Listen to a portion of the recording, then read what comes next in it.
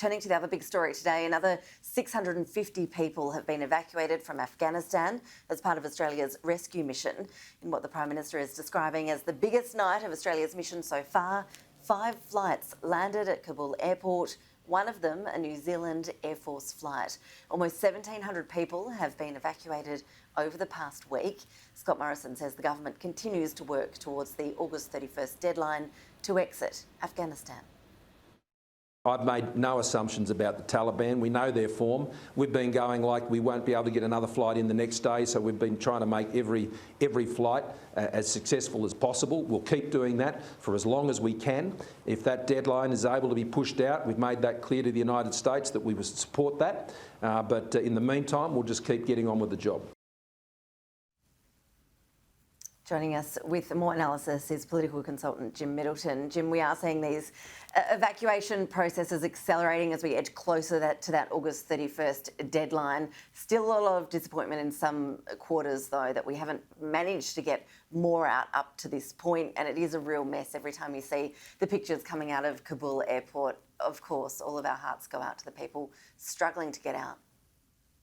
Certainly do. Good afternoon to you, Ash. Look, one thing I will say, however, is that amid all the chaos, this extraction process is going remarkably well. 650, as we saw, via the ADF, 40,000 overall, I'm told, reliably from other sources for the total operation, which is quite remarkable in these circumstances. But imagine how much better it would have been had we got onto this some weeks or even months ago. As we have repeatedly said, the government, all governments, got plenty of warning about the situation and even indications that Kabul could fall to the Taliban much more readily than some estimates were suggesting.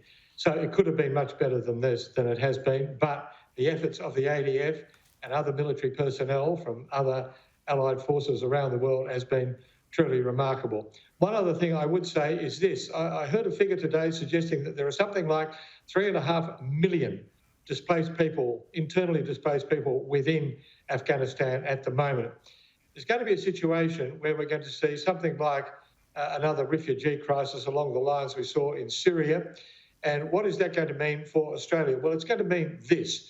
It may well be the case that some of these people who want to get out of Afghanistan will end up in Indonesia again and will want to get to Australia.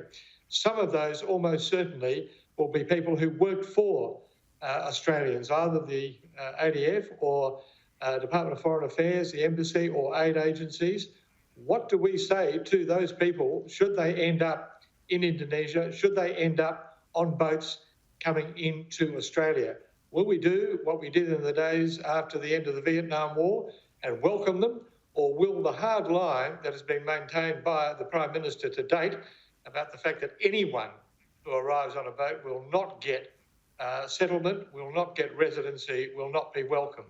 This is going to be, or could be, a very difficult issue for government, for politicians, and for all Australians, myself included. In these circumstances, what is our moral responsibility in these circumstances of these people who have unfortunately been left behind but may well end up in the waters off Australia?